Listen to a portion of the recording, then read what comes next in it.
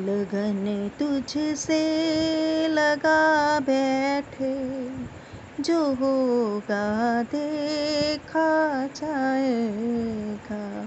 जय श्री कृष्ण दोस्तों, राधे राधे। भक्ति सागर चैनल में आप सबका स्वागत है।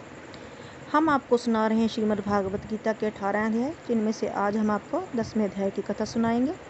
10वां अध्याय विभूति योग। आइए कथा श्रवण करते हैं। ओम नमो भगवते वासुदेवाय नमः। श्री कृष्ण भगवान बोले, हे महाभाव, और भी मेरे कल्याणकारक वचन सुनो। तुम पर मेरी अत्यंत प्रीति है, अतः तुम्हारे कल्याण के लिए कहता हूँ।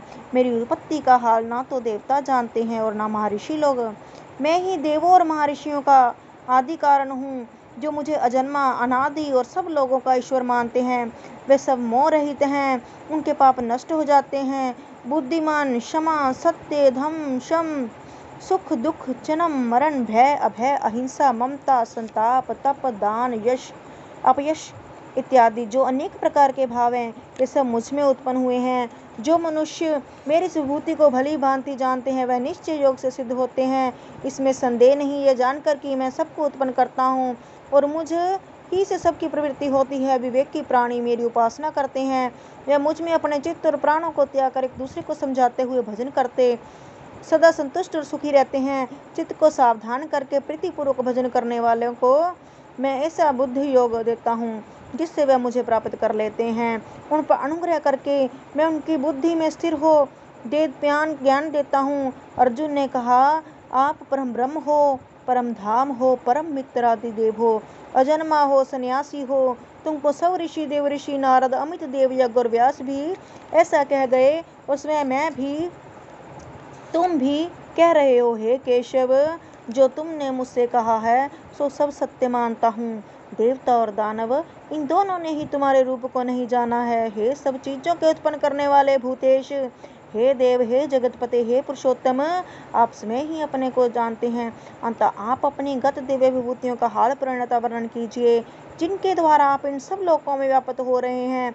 चिंतन करता हुआ मैं आपको किस प्रकार से जान सकता हूँ? आपका ध्यान किन किन भावों से करना उचित है? हे जनार्दन, कृपया अपनी माया और विभूतियों को विस्तार से कहिए।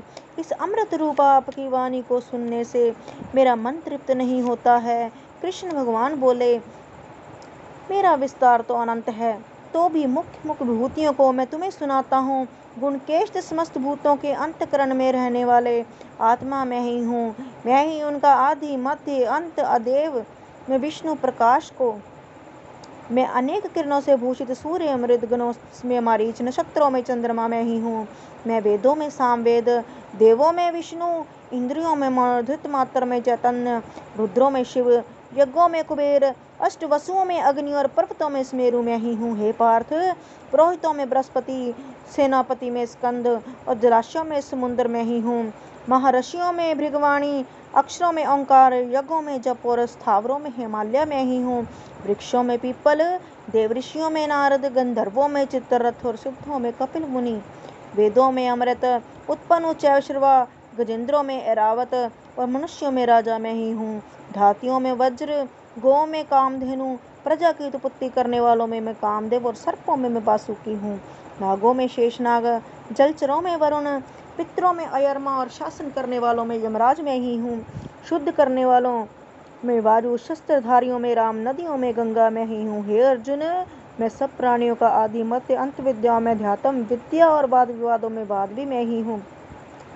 अक्षरों में ओंकार, समासों में द्वंद्व, अक्षय कोख और चार मुख वाला ब्रह्मा भी मैं ही हूँ।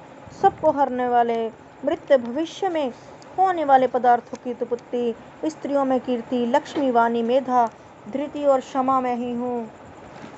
सामवेद में भ्रात मास, छंदों में गायत्री, मासों में मार्गशीर्ष, ऋतुओं में बसंत, यादवों में वासुदेव, पांडवों में अर्जुन और मुनियों में व्यास और कवियों में शुक्र मैं ही हूँ।